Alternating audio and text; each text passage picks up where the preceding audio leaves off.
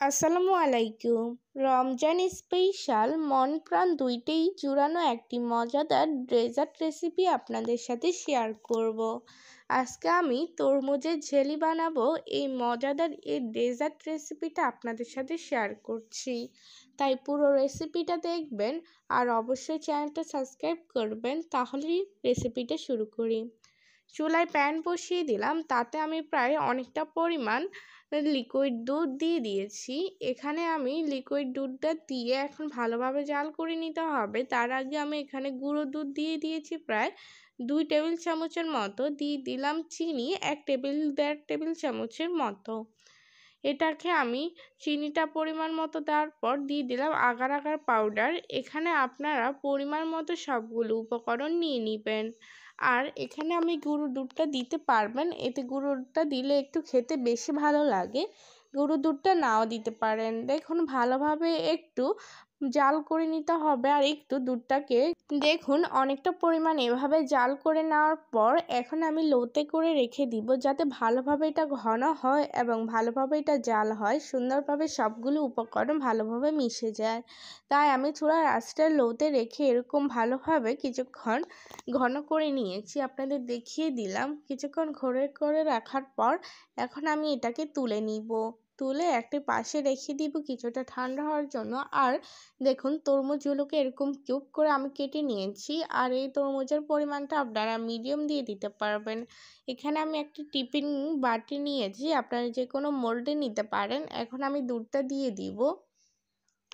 পুরো দুধটা আমি এখানে দিয়ে দিয়েছি। এখানে আপনারা ঠান্ডা করেই দুধটা দিতে হবে। আর উপর দিয়ে আমি এখন দিয়ে দিচ্ছি তরমুজগুলো ছড়িয়ে। দেখতেই পাচ্ছেন, আপনাদের দেখিয়ে দিলাম তরমুজটা। এখানে আমি একদম বেশিও দেইনি, একদম কমও দেইনি। এখন আমি নেড়ে ছেড়ে দিচ্ছি, যাতে দুধটার মধ্যে একদম তরমুজগুলো চারপাশে সুন্দরভাবে ছড়িয়ে পড়ে। এখন আমি এটার ঢাকনাটা করে নিব। ঢাকনাটা দিয়ে দিব আর এটা ঠান্ডা হওয়া পর্যন্ত অপেক্ষা করতে হবে। তার মধ্যে আমি একদম ফ্রিজে 8 ঘন্টার মতো রেখে দিয়ে এখন আমি বের করে নিয়েছি। আর অবশ্যই আপনারা মনে রাখবেন, দুধটা ঠান্ডা করেই ফ্রিজে রাখতে হবে। আর অবশ্যই 30 মিনিট রাখবেন।